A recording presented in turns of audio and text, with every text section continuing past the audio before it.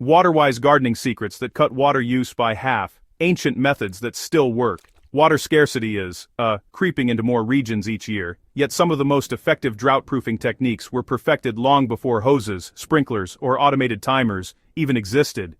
Many gardeners struggle with drying soil, stressed plants, and those, costly water bills, but the real solution has been hiding in plain sight.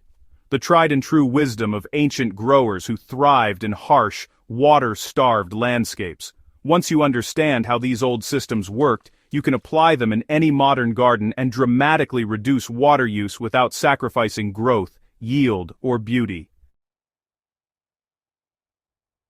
The first principle of ancient water-wise gardening is actually pretty simple. Water should sink deep, not evaporate from the surface. Traditional growers understood that plants with deep root systems withstand drought dramatically better than shallow-rooted ones.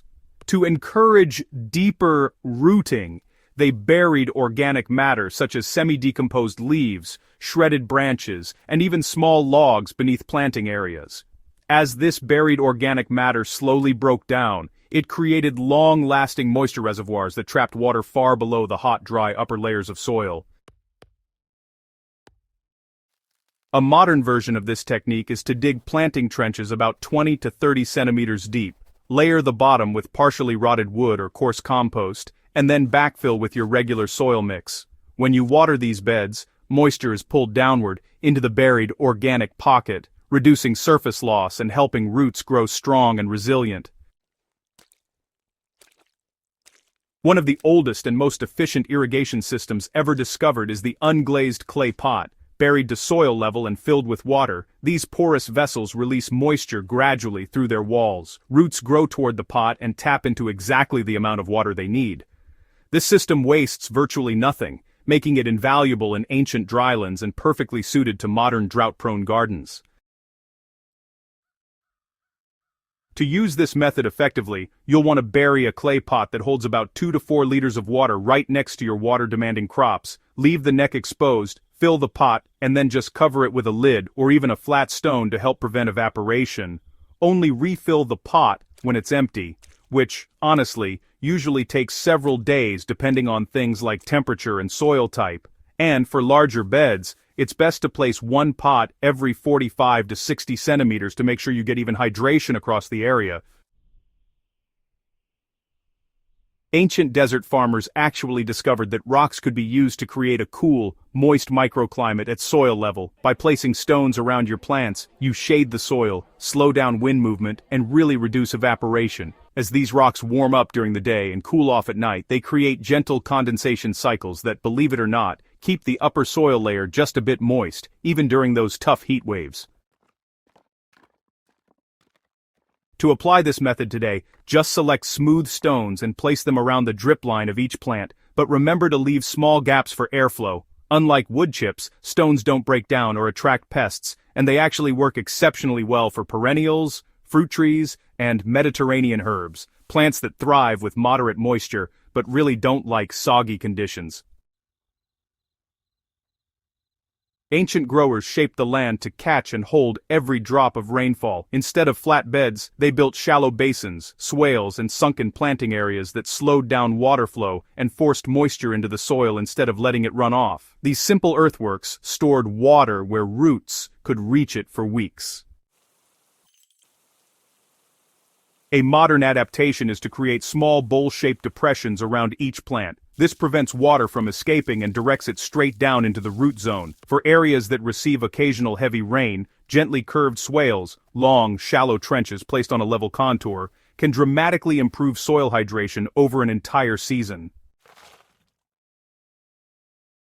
Many ancient gardens thrived not only because of how water was stored but also because the soil itself was conditioned to hold moisture like a sponge. One of the best ways to mimic this is with a simple, natural, soil hydration tonic. Here is a proven blend inspired by old techniques that boosts both water retention and microbial activity. Mix 1 kilogram of fine organic compost with 1 cup of wood ash and 1 cup of crushed charcoal. Stir this into 10 liters of water and let it sit for 24 hours.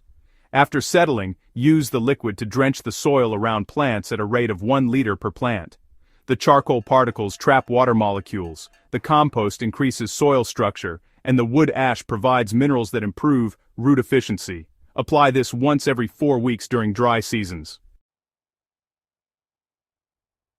Covering the soil was a universal practice among early agricultural societies. They understood that bare soil loses moisture rapidly and becomes weak, compacted, and lifeless. Instead of leaving ground exposed, they used living mulches such as low-growing herbs, ground covers, and nitrogen-fixing plants to shade and protect the soil.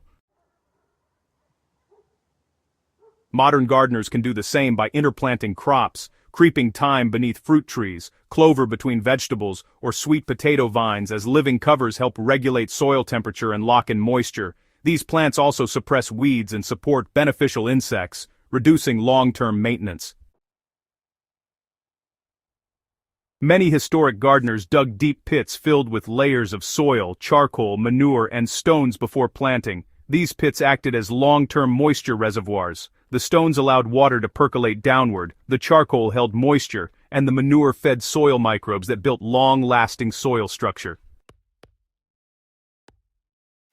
So, to adapt this method today, you'll want to dig a hole that's about twice the size of your plant's root ball.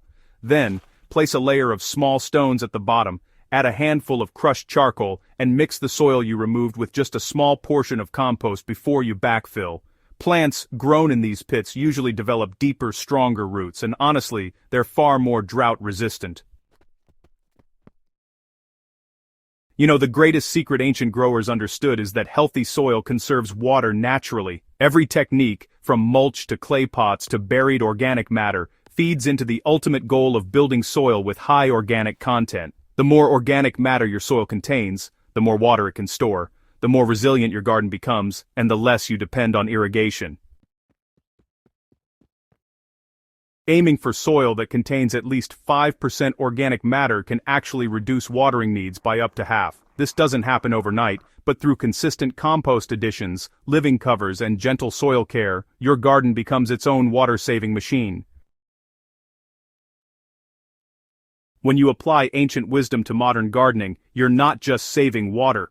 You're creating a self-sustaining ecosystem that thrives even when the rain doesn't come. Each of these methods works on its own, but together, they transform your garden into a drought-proof sanctuary. If you found this guide valuable and want more evergreen, expert gardening insights, don't forget to subscribe to Master Gardener and share this with a fellow gardener who loves learning timeless techniques.